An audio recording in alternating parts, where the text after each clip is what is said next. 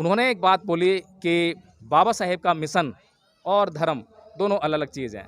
लेकिन मैं उनकी बात से बिल्कुल सहमत नहीं हूँ और कोई भी बाबा साहेब डॉक्टर भीमराव अम्बेडकर के मिशन को समझने वाला व्यक्ति उनकी इस बात से सहमत नहीं हो सकता।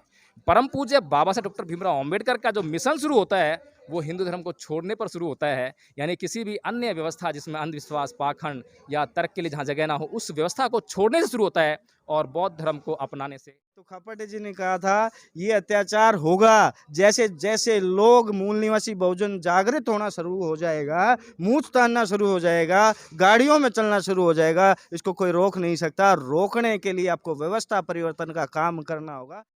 मैं कहा मैं इतने पैसे उनको देता हूं तो वो कहें कि वो चोटी वाले जो ब्राह्मण लोग हैं क्या वो अपना बच्चा मरवाएंगे? इतने पैसे हमारा समाज उनको इकट्ठा करके देगा, तैयार है?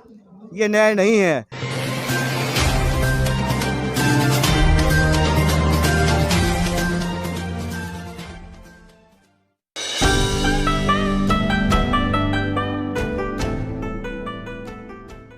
नमस्कार, आप देख रहे हैं एनबी न्यूज़ 24x7 नीलम बोध के साथ। और आज हैं हम बवाना विधानसभा के बाजितपुर ठाकरान गांव में, जहां पर कि एक भव्य कार्यक्रम का आयोजन हुआ है। और इस कार्यक्रम का उद्देश्य क्या था, मेरे साथ में दो एडवोकेट्स आपको दिखाई दे रहे होंगे, एक संदीप जी हैं और दूसरे एडवोकेट जय भीम प्रकाश जी है। तो उन्हीं से जानना चाहूँगी कि जो आज का कार्यक्रम है वो कितना सार्थक रहा और इस कार्यक्रम की सफलता को किस तरह से देखते हैं। सबसे पहले आपके चैनल को जय भीम मैडम और नीलम जी बहुत अच्छे से कार्यक्रम को चला रहे हैं, चारों तरफ घूम रहे हैं और प्रचार प्रसार की तरफ से जो मैसेज जाना चाहिए जिस भी प्रोग्राम का वो अच्छे से दे रहे, तो उनके चैनल को जो धन्यवाद देता हूं। और मैडम मैं इस बारे में ये जो कहना चाहता हूं कि हम एक प्रोग्राम को अटेंड करने के लिए आए थे, हम कोई ऑर्गेनाइज़र नहीं है, हम श्रोता के रूप में इधर आए थे और जो कार्यक्रम हमने देखा, लेकिन उस कार्यक्रम में बहुत अच्छा कार्यक्रम भी रहा और लोगों ने अच्छा उन्होंने प्रयास किया, नए साथी हैं उन्होंने अच्छा एक दो संगठनों के यहाँ कुछ गेस्ट थे, उनके जो अध्यक्ष थे पदाधिकारी थे उनको इन्वाइट किया गया था। लेकिन जो कार्यक्रम में जिस विषय पर बात या चर्चा होनी चाहिए थी मुझे लगता है कि उस पर वो अच्छी तरीके से नहीं हो पाया। विषय के साथ कोई 5 उसमें मुद्दे दे रखे थे। एक तो उसमें जो धर्म के मामले में था उसके लिए ज़्यादा जो बनते जी थे वो मेरे को लगता है वो चले भी गए लास्ट टाइम तक। अभी तक प्रोग्राम गेस्ट 7 बजे तक 7:30 बजे तक जो लास्ट टाइम तक ख़त्म हो रहा है तब तक आ रहे हैं। और जो कार्यक्रम का जो सिस्टम रहा उसमें थोड़ी सी चूक रही है। और जो धर्म का जो कार्यक्रम और समता सैनिक दल का एक निमंत्रण जो उन्होंने दिया था उसमें जो इन्होंने उद्देश्य बनाए हैं उस उद्देश्य को देखते हुए जो एक सिस्टम है उससे थोड़ा सा साथी है अनजान है मेरे को जो लगता है। एक्सपीरियंस की उन्होंने अच्छा जितनी उनको समझ उन्होंने किया है, लेकिन ये एक डिमांड पत्र की तरह नहीं है। एक व्यवस्था परिवर्तन का एक ही उद्देश्य होता है, जैसे आरएसएस का एक उद्देश्य है कि इस भारत देश को हिंदू राष्ट्र बनाना है। तो हमारे जो मूल निवासी साथी हैं, जो मिशनरी साथी है, बहुजन साथी जो हैं, SC ST OBC convert minority के लोग जो हैं, अगर वो कोई संगठन या संस्था चलाते उसमें कोई दो राय नहीं, अच्छी बात है, चलाना चाहिए, लेकिन उद्देश्य सबका एक होना चाहिए, इस भारत देश की जो व्यवस्था है उसको बदलने का। उस व्यवस्था के अंदर क्या क्या हम बदल सकते हैं उसके लिए रणनीतियां होती है, ना कि वो उद्देश्य होता है। और उस उद्देश्य की पूर्ति के लिए एक अकेला आदमी, अगर मैं एग्जाम्पल अपना दूं कि मैं ही MLA MP बनूंगा और मैं ही धर्म का प्रचार करूंगा, मैं ही सामाजिक संगठन का कार्यक्रम चलाऊंगा और मैं ही कंपनी लगाऊंगा, आर्थिक भी मैं ही चलाऊंगा, ऐसा पॉसिबल नहीं है। एक समाज को अच्छी तरीके से तैयार करना होगा और संगठन को एक विशाल रूप बनाकर उसमें से अलग अलग विंग अगर बनती है कि ये एक बजरंग दल की तरह, जैसे बजरंग दल तोड़ फोड़ करता है तो हमारा भी एक दल है, जैसे समता सैनिक दल है, तो वो अपने लोगों की आवाज़ उठाने के लिए रोड पर आ सकता है। ये उसका काम होना चाहिए। धर्म का कार्यक्रम करने का जो कार्यक्रम है वो बनते जी की या उपासकों की जिम्मेदारी होनी चाहिए कि घर घर या अपने रिलेशन में, फ्रेंड सर्कल में वो जाए और धर्म का प्रचार करे और उनको धर्म की दीक्षा में लेकर आए। और जो सामाजिक कैडर का काम है वो सामाजिक कार्यकर्ताओं की जिम्मेदारी है कि वो सामाजिक कैडर का कार्यक्रम चलाएं। जब जाकर ये संपूर्ण तीनों अलग अलग एक प्लेटफॉर्म तो नज़र आते हैं लेकिन लिंक है एक दूसरे से, लेकिन हमने दुश्मन ने हमारे से शिक्षा ली, उन्होंने हमारे खिलाफ बजरंग दल बनाया, उससे पहले हमारा समता सैनिक दल है, लेकिन हम उसके बिहाव पे अपने लोगों को तैयार नहीं कर पा रहे हैं। तो हमारे लोगों की साथियों की ये समझने में कमी है कि हमारा उद्देश्य क्या है। जब एक उद्देश्य, एक विचारधारा और एक नेतृत्व जब होगा तब उस चीज़ पर जाकर हमारी समस्या का समाधान और फुले अम्बेडकर आंदोलन को हम सफलता की तरफ ले जा सकते हैं। Thank you. तो क्या कमी लगती है संदीप जी, जिस तरह से से बहुजन आंदोलन बड़े स्तर पर चलते हैं, क्योंकि हम देखते हैं कि कोई भी एट्रोसिटी होती है तो आंदोलन भी बहुत बड़े स्तर पर होते हैं, लेकिन क्या कारण है कि आंदोलन होने के बाद में फिर शांति वैसे ही पसर जाती है जैसे कि हम देख रहे हैं, और उसका जो नतीजा आता है वो किस तरह का होता है और लोगों को क्या करना चाहिए आगे? नीलम जी, आपने बहुत अच्छा सवाल किया। मेरे अंदर से भी कुछ बात आ रही थी, लेकिन वो आपने सवाल कर लिया, बहुत अच्छी बात मैं बता दूं। बहुत सारे लोग कहते हैं, मैं एक आपको नाम याद दिलाना चाहूँगा, बहुत सारे साथियों को शायद ना पता हो। डीके खप्पड़े जी होते थे। डीके खप्पड़े जी बाम सेफ के संस्थापक रहे हैं। मुख्य 3 लोगों का नाम लिया जाता है, जिसमें काशीराम जी, डीके खप्पड़े जी और दीना बाना जी, जो बाम सेफ के संस्थापक थे। तो डीके खप्पड़ जी कहते थे कि लोग आपसे पूछेंगे कि जी बिहार में वो आपने क्या किया, राजस्थान में ये हुआ तो आपने वहाँ पर जाके क्या किया, आप तो बड़े समाज के आदमी बने फिरते हो या सामाजिक संगठन वाले हो। मेरा काम नहीं है, मैं ये कड़वी बात है लेकिन सच्चाई ये बताता हूँ, वो क्यों नहीं है। मुझे दर्द है उस चीज़ का कि समाज में कोई अप्रिय घटना हुई है, बहन बेटी के साथ या किसी साथी के साथ अप्रिय कोई घटना हुई है, वो बेहद दुखी वाली बात है। लेकिन उससे बात एक चीज़ है, मैथ का टीचर मैथ पढ़ाएगा, ज्योग्राफी का ज्योग्राफी पढ़ाएगा, साइंस का टीचर साइंस पढ़ाएगा। तो वही चीज़ मैं अभी थोड़ी देर पहले जो पहले सवाल में आपसे कहा था कि जिसका काम बजरंग दल का है, आर्मी का मतलब क्या, सैनिक है। सैनिक का मतलब क्या, वो लोगों की सुरक्षा करेगा। तो सुरक्षा नहीं हुई तो वहाँ पे क्या मिला, मूंछ काट के मूंछ तानने पर जितेंद्र मेघवाल को जो मारा गया, प्रदर्शन हुआ, 1 लाख 5 लाख या एक नौकरी की डिमांड रखी, तो क्या आप उसको न्याय मानते हो? मैंने बहुत सारे लोगों को देखा। मैं राजस्थान 5 दिन की विजिट पर था, तो वहाँ पे साथी बोले वहाँ पे रावण जी आ गए, चंद्रशेखर जी, तो वहाँ पे न्याय मिल गया। मैं कहा भाई क्या न्याय मिला, हमारी जीत होगी। नोला जी इतने पैसे मिल गए। मैं कहा मैं इतने पैसे उनको देता हूँ तो वो कहें कि वो चोटी वाले जो ब्राह्मण लोग हैं, क्या वो अपना बच्चा मरवाएंगे? इतने पैसे हमारा समाज उनको इकट्ठा करके देगा, तैयार है? ये न्याय नहीं है। न्याय और दूसरी और बात बता दूं, जिस दिन ये बंद हो जाएगा, ये होना, ये घटनाएं, तब न्याय होगा। और वो तब हो सकता है जब टिट फॉर टैट। दूसरी बात है, अगर आप अपर कास्ट में देखेंगे तो अपर कास्ट के अंदर कितनी संख्या में, पूरे भारत के अंदर जाट भाई जो बिरादरी है 1% है। सिख पंजाब में सबसे ज़्यादा है, बाकियों में इतना ज़्यादा नहीं है। मुस्लिम भी हमारे से कम है, SC ST से भी कम है। अगर आप देखोगे तो जनरल कास्ट में बढ़िया भी थोड़ी संख्या में है। हमसे मतलब किससे, SC ST OBC जो मूल निवासी बहुजन उनसे कम है, SC ST से भी कम है, लेकिन उनके साथ कोई एट्रोसिटी नहीं होती। अगर होती है तो वो भी हमारी बहन बेटी है, उससे कोई वो नहीं करा। लेकिन हम संख्या में सबसे, अगर एक पर्टिकुलर कास्ट को देखें तो हम सबसे ज़्यादा हैं, फिर भी हमारे साथ अत्याचार क्यों है? क्योंकि हमें उद्देश्य नहीं पता। जो बात आपने कही थी कि जो अत्याचार शोषण हो रहा है उसका एक ही समाधान है, टिट फॉर टैट। अगर वो अब मुसलमान बिरादरी की बहन बेटी के साथ कोई होता है तो क्या होता है, कैंडल मार्च लेकर निकलते हैं क्या? वो सीधा तलवार निकालते हैं। सिख की बहन बेटी के साथ होता है तो वो क्या करते हैं, वो तलवार लेकर निकलते हैं। अगर जाट बिरादरी के साथ, ठाकुर बिरादरी के साथ होता है तो वो क्या करते हैं, उस घर को भी जला देंगे जिसने किया, उस परिवार को भी मार देते हैं। और दूसरी बात, प्यार प्रेम और शांति की अगर बात की जाए तो खप्पड़े जी ने कहा था ये अत्याचार होगा जैसे जैसे लोग मूल निवासी बहुजन जागृत होना शुरू हो जाएगा, मूंछ तानना शुरू हो जाएगा, गाड़ियों में चलना शुरू हो जाएगा, इसको कोई रोक नहीं सकता। रोकने के लिए आपको व्यवस्था परिवर्तन का काम करना होगा और वो भी लगातार कार्यक्रम चलाना होगा। धन्यवाद जी सर, जिस तरह से अभी सर ने बात करी, बार बार लगातार एक बात कही कि हम मूँछों पे ताव लगाते हैं और मिशन मूवमेंट को मतलब इससे आंकते हैं, लेकिन जिस तरह से मूँछ रखने पर या घोड़ी चढ़ने पर या जिस तरह से जो बहुजन समाज के लोग अच्छा खाते पीते हैं उसको देखकर कुछ व्यवस्थावादी जो लोग अपने आप को समझते हैं, अपने आप को ऊंचा समझते हैं, वो कहीं ना कहीं उस दूषित मानसिकता से ग्रस्त हो रहते हैं और वो शोषण करते हैं। लेकिन मैं आपसे जानना चाहूँगी, जिस तरह से सर ने कहा कि टिट फॉर टैट, क्या ये समाधान उचित है?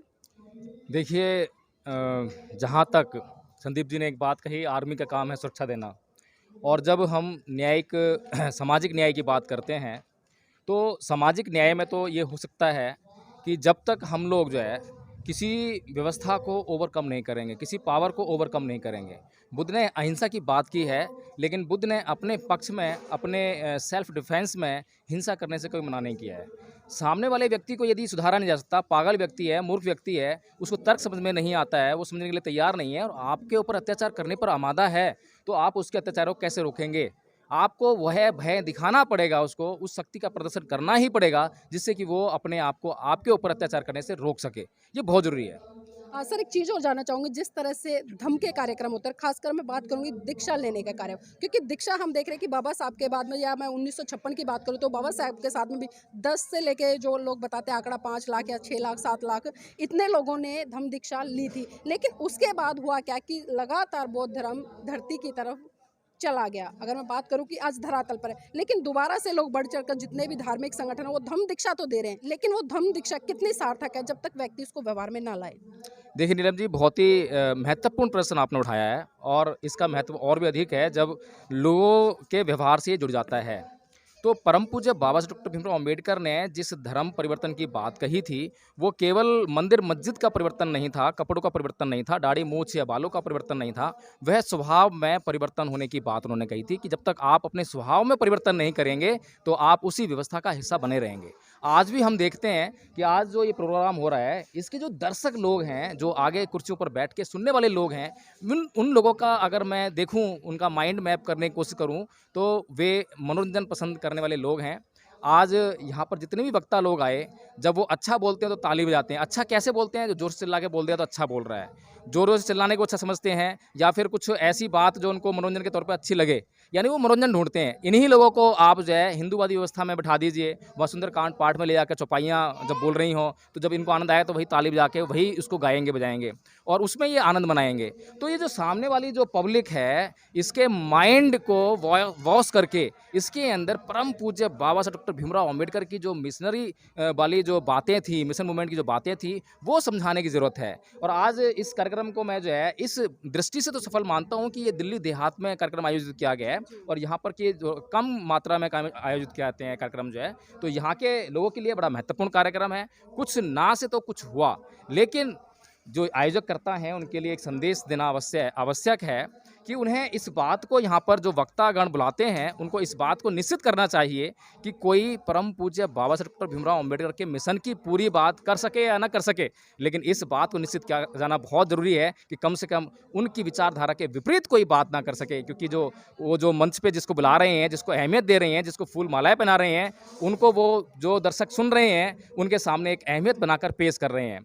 तो सामने जो लोग बैठे हुए हैं उनको ये बताने का काम कर रहे हैं कि this is an important person और you have to listen him at all, कि आपको इसको सुनना है। फिर उसको कहते हैं कि you have to implement in your behaviour to him, है ना। तो उसको इम्प्लीमेंट भी करना है, आपको सुनना ही नहीं है, उसको इम्प्लीमेंट भी करना है। तो जो लोग बोल रहे हैं, अभी मैं दो वक्ताओं को सुन रहा था, तो एक अपने प्रदीप काद्यान एडवोकेट साहब हैं, मैं उनकी बड़ी इज्जत करता हूँ, बड़े भाई हैं। हालांकि विचारधारात्मक मैं उनसे कभी सहमत नहीं होता हूँ, समझाने का प्रयास करता रहता हूँ, क्योंकि जब हमारे समाज के लोगों को मंच मिल रहे हैं और उनको समाज के सामने जाने का मौका मिल रहा है, तो उन्हें बोलने का मौका मिल रहा है और उन्हें कुछ लोग सुन रहे हैं, तो उनके ऊपर बड़ी जिम्मेदारी बनती है कि वो बड़ी जिम्मेदारी से अपनी बात को रखें।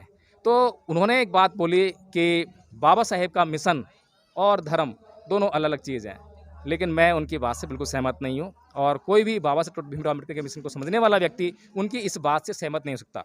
परम पूज्य बाबा साहब डॉक्टर भीमराव अम्बेडकर का जो मिशन शुरू होता है वो हिंदू धर्म को छोड़ने पर शुरू होता है, यानी किसी भी अन्य व्यवस्था जिसमें अंधविश्वास, पाखंड या तर्क के लिए जहाँ जगह ना हो, उस व्यवस्था को छोड़ने से शुरू होता है और बौद्ध धर्म को अपनाने से जो है उसकी परिणति होती है। तो इस तरह से आपको जो है परम पूज्य बाबा साहब डॉक्टर भीमराव अम्बेडकर के मिशन मूवमेंट को अच्छी और सच्ची दिशा में समझना पड़ेगा। जब तक आप उनके मिशन को समझेंगे नहीं तो लोगों को समझाएंगे क्या, ये बहुत जरूरी है नीलम जी। जी सर, एक सवाल और लेना चाहूँगी जाते जाते, क्योंकि देखिए इस तरह के कार्यक्रम बहुत होते हैं, चाहे हम धम्म दीक्षा की बात करें या मिशन मूवमेंट की बात करें, लेकिन हम देखते हैं कि उसमें सब्जेक्ट की कमी बहुत खलती है। कहीं ना कहीं एक सब्जेक्ट नहीं रखा जाता, जिससे कि जो वक्तागण होते हैं कोई किसी तरह से अपनी बात रखता है, कोई किसी तरह से बात रखता है। तो क्या आपको लगता नहीं कि आज जिस तरह का परिवेश है, हमें पर्टिकुलर एक विषय रखकर उस पर चर्चा करनी चाहिए? नीलम जी, ये भी बड़ा इंपॉर्टेंट क्वेश्चन आपने किया है। अभी महमूद पारचा जी जो है यहाँ पर अपनी स्पीच दे रहे थे, और जो स्पीच दे रहे थे वो एक पार्टिकुलर वे में जा रही थी। ऐसा लगता है जैसे वो जो वकील लोग हैं उनके लिए स्पीच दे रहे हैं, उनको इकट्ठा करने का प्रयास कर रहे हैं, लेकिन सामने जो लोग बैठे थे वो इस गांव के आम पब्लिक थी जो है। तो उसके लिए जो है यहाँ पर क्या कार्यक्रम आयोजित करना चाहिए था। यहाँ पर जो उन्होंने जो आयोजक करता हैं उन्होंने जो अपनी जो ऑर्गेनाइजेशन बनाया है उसका क्या नाम रखा है, बाबा साहेब जागृति मिशन रखा है।